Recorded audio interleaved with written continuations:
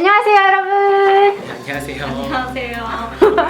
네, 만나서 반갑습니다. 자기소개 부탁드릴게요. 네, 저는 UST 천문연구원 캠퍼스 천문우주과학 전공 석박통합과정에 재학 중인 황지혜라고 합니다. 저는 같은 전공 석박통합과정에 재학 중인 곽재영이라고 합니다. 실제로도 천문우주과학이 굉장히 광대한 영역을 포함하고 있는 전공인데 크게 천문학하고 우주과학으로 나눌 수가 있을 것 같아요. 그 중에서 저는 천문학을 전공하고 있는데 천문학에서는 일반적으로 우주 안에 성간 물질이나 별, 은하단 같은 천체들을 관측을 하거나 컴퓨터 시뮬레이션을 이용해서 연구를 하고 있어요. 또 천문연구원 캠퍼스에서는 그 천문 망원경이나 천문 데이터를 분석하는 기기를 직접 만드는 일을 진행하고 있습니다. 저는 천문학에서도 별의 탄생 과정을 연구하고 있는데요. 별의 탄생 과정은 별에는 우리 하늘에서와 같이 구름이 있어요. 근데 이제 그 구름은 먼지와 가스들로 이루어져 있고 그 먼지들이 뭉쳐지면서 별이 탄생을 하게 됩니다. 그런데 이제 우리 은하에서 별이 탄생을 중력 수축에 의해서 성간물질이 뭉쳐서 만들어진다면 1년에 100개의 태양과 같은 별이 만들어져야만 해요. 네.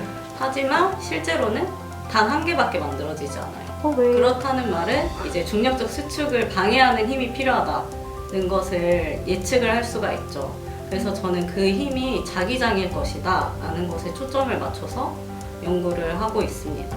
저는 이제 천문 우주과학에서 우주과학을 공부를 하고 있고요. 네. 우주과학이라 그러면 이제 쉽게 말하면은 태양계 내부를 다루는 학문이거든요. 그래서 조금 더 구체적으로 들어가면은 일단은 그 태양계의 중심이 되는 태양이라는 항성에 대한 연구, 그리고 태양의 활동이나 이제 태양풍에 의해서 우주 공간이나 아니면은 행성들이 영향을 받잖아요. 이제 그런 영향들을 연구하는 학문이라고 할 수가 있습니다. 광합 관측도 하고요. 아니면 인공위성을 이제 그 장소에 직접 보내서 거기에 있는 그 장소의 특징을 이제 파악해서 그걸 가지고 연구를 하는 학문이라고 볼 수가 있습니다. 또는 그 인공위성으로 이제 뭔가 측정하려면 이제 탑재체라는 게 들어가야 되거든요. 그 탑재체를 개발하는 것도 함께 연구를 하고 있습니다. 저는 지구 자기장을 연구를 해요. 지구를 둘러싸고 있는 자기장, 그리고 아니면 더 크게 보면은 태양부터 시작해서 이제 자기장이 형성이 되는데 그걸 연구하고 있습니다. 그래서 일단 저는 저기 경상북도 영천에 가시면은 보현산이라는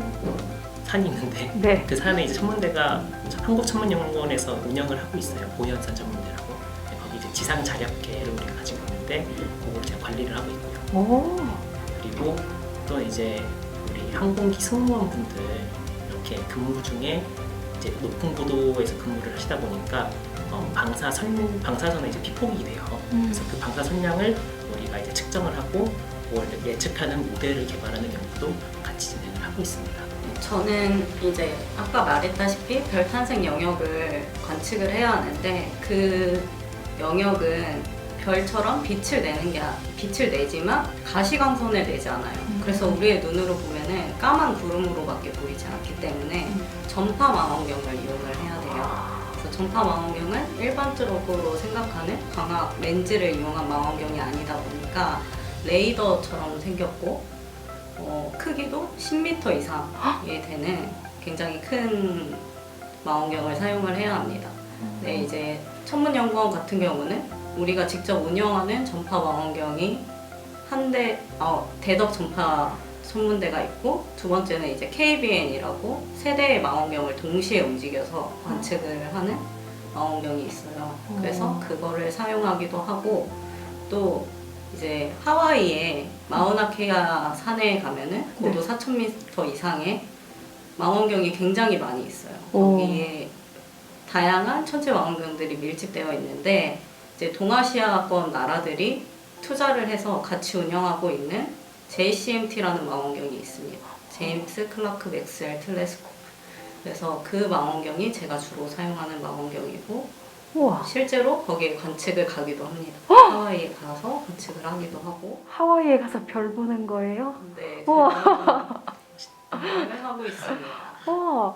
지금 그러니까 너무 멋있어서 지금 말이 안 나오는데요. 진짜 멋있다. 그리고 전파 망원경이라고 하면 우리 예전 작년인가요? 재작년인가요? 블랙홀 관측했던 네. 그 망원경의 원리를 이용한 게. 네, 전 세계의 전파 망원경을 동시에 움직이는 거예요. 그래서 동시에 움직여서 동시에 한 곳을 바라보고 찍어요. 아. 그 다음에 이제 데이터 분석을 하면은 블랙홀 사진도 찍을 수가 있어요. 멋있죠. 너무 멋있어서 잠시 네. 우주과학에는 일단은 그러니까 원래는 이제 태양 자체를 연구하는 쪽에서는 뭐 되게 여러 가지를 하기보다 뭐 이렇게 이런 벌룬 실험 같은 걸로 해서 벌룬에서 카메라를 달아가지고 이렇게 코로나를 관측하거나 뭐 그런 장비들도 있지만 이제 제가 하는 거는 지구자기장 연구이기 때문에 보통은 이제 지구 적외도 위성, 인공위성을 올려서 거기는 탑재체로 실제로 입자를 이제 측정을 해가지고 카운트를 개수를 세요. 보통 이제 이런 하전 입자들을 측정하는 장비로 SST, 솔리드 스테이트 텔레스코프 이런 게 있고요. 그리고 ESA라고 일렉트로스태틱 애널라이저 이런 게 있고 또 랑미어 프로브라고 해서 전자만 이제 전자 밀도나 전자 온도만 집중해서 이렇게 측정하는 장비들도 있고요. 또 자기장 자체를 또 측정을 해야 되기 때문에 자력계를 들고 가요. 그래서 네. 플러스 게이트 마그네토미터 정정하겠습니다. 네, 이런 것도 또 들고 가기도 합니다. 그리고 우리가 우주로 얘를 보냈을 때 얘가 정상적으로 작동할 거라는 보장이 없잖아요. 그래서 이제 우리가 그 우주 공간을 이제 인공적으로 모사를 해서 그 안에서 실험을 해줘야 되는데 그거를 할 수 있게끔 이렇게 열진공 챔버 같은 것도 구비를 하고 있습니다. 우리가 보통 뭐 천문 우주과학에 애가 관심을 가진다고 하면은 보통은 우주과학보다는 천문학에 훨씬 더 포커싱이 맞춰져 있을 것 같고 영화나 이런 데서 이렇게 막 멋있게 이렇게 통제실에서 막 그런 거 있잖아요. 네.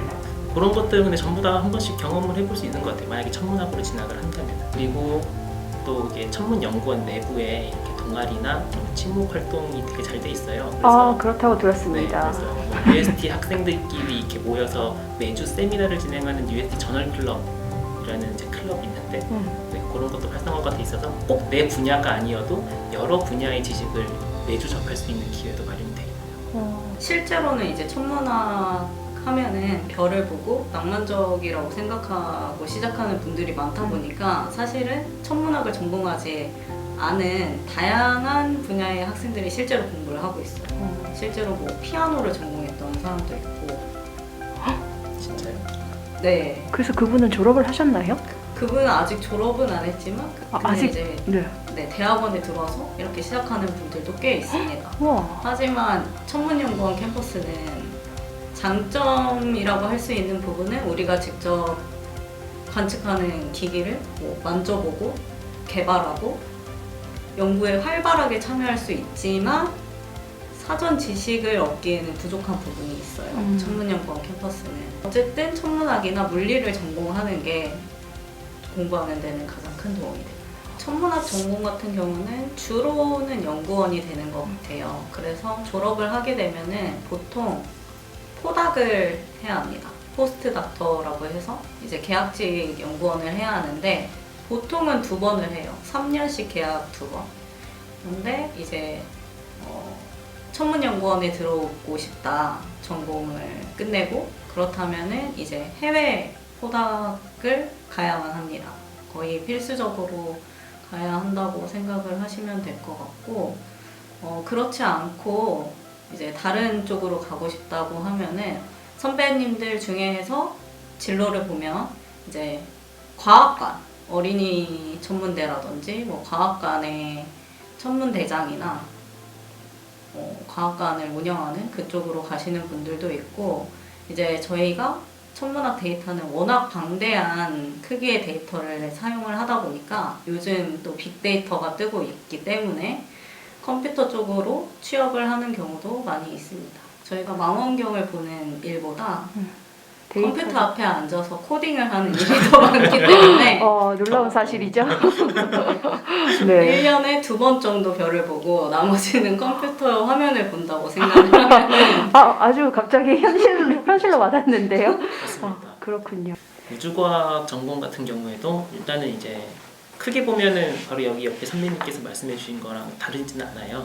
박사후 연구원으로 진학해서 연구를 계속 할 수도 있고 우리가 인공위성을 만드는 기업이 있거든요. 그거는 이제 세트랙 이런 거 말해도 되나요? 그럼요. 세트레가이 말씀하시는 거죠? 세트레가이나 아니면 인텔리안 테크 같은 인공위성을 제작하는 또는 그 인공위성에 들어간 탑재체를 개발하는 업체에 들어가서 일을 할 수도 있고, 혹은 본인이 진짜 뭐 돈이 많거나 창업 아이템이 있으면 창업을 하는 것도 나쁘지 않은 선택이 될 수가 있습니다.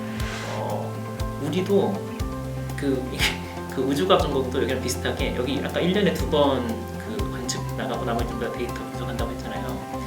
우리도 막 이런 로켓 쏘고 인공위성 쏴가지고 이게 운영이 되게 오래되면 좋겠는데 이게 수명이 얼마 안 돼요.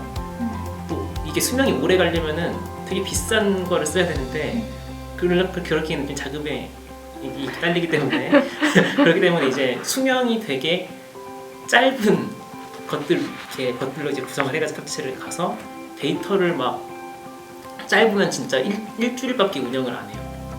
이렇게 이번에 지금 달 궤도로 가서 달 착륙선에 이제 데이터를 얻고 하는 미션이 있는데 걔도 일주일밖에 예정이 안 돼 있거든요. 그런 식으로 해서 데이터를 짧게 얻고 그거 분석을 이제 2년 동안 하고 있는 그런 식으로 진행이 됩니다. 그렇군요. 가려져 있던 이 연구의 현장에 대해서 말씀해 연구를 주셔서 잘해야 됩니다. 감사합니다. 처음에 말했다시피 천문우주과학이라는 분야가 워낙 넓기 때문에 본인이 어느 정도 이제 어떤 걸 공부하고 싶은지 대략적으로라도 생각을 해봐야 할 것 같아요. 천문학에서도 천체들이 굉장히 다양하잖아요. 제가 아는 성간물질도 있고 별도 있고 은하도 있고 하다 보니까 그것 중에 어떤 것을 해야 할지를 고민을 해봐야 할 것 같고, 천문연구원 캠퍼스 같은 경우에는 저희 전공 홈페이지에 가면 매 학기 어떤 분야에 구체적인 어떤 연구를 뽑는지, 어떤 학생을 원하는지를 다 올려놨어요. 매 학기 새로 올라오고 있기 때문에 거기 적혀있는 이제 박사님들과 연락을 해서 미리 컨택을 하면은 저희 전공을 시작하는 데 큰 도움이 될 것 같습니다. 지금 학부 3, 4학년에 재학 중인 천문우주과학을 대학원으로 진학을 하고 싶은 분들이 혹시 계시면은 인턴을 한번 경험을 해보고 나서 결정하는 것도 뭐 나쁘지 않은 템이 될 수도 있겠다라고 생각을 하고요. 이게 이제 본인은 천문우주과학 전공을 이미 이제 마음속에 두고 대학교를 고르고 있는데 그 중에 UST로 가는 것에 대해서 생각을 조금 고민을 하고 있다면은 지금 여기 옆에 있는 친구도 그렇고 저도 그렇고 지금 둘 다 결혼을 했거든요. 근데 결혼을 해도 이렇게 대학원 생활을 잘 운영할 수 있게끔 자금적으로는 그렇게 문제 안 되게 해준다는 거를 한번 말씀을 드리고 싶어요. 그래서 돈 걱정 많이 없이, 조금 있지만 많이 없이 연구에 집중해서 할 수 있는 그런 장점이 있습니다.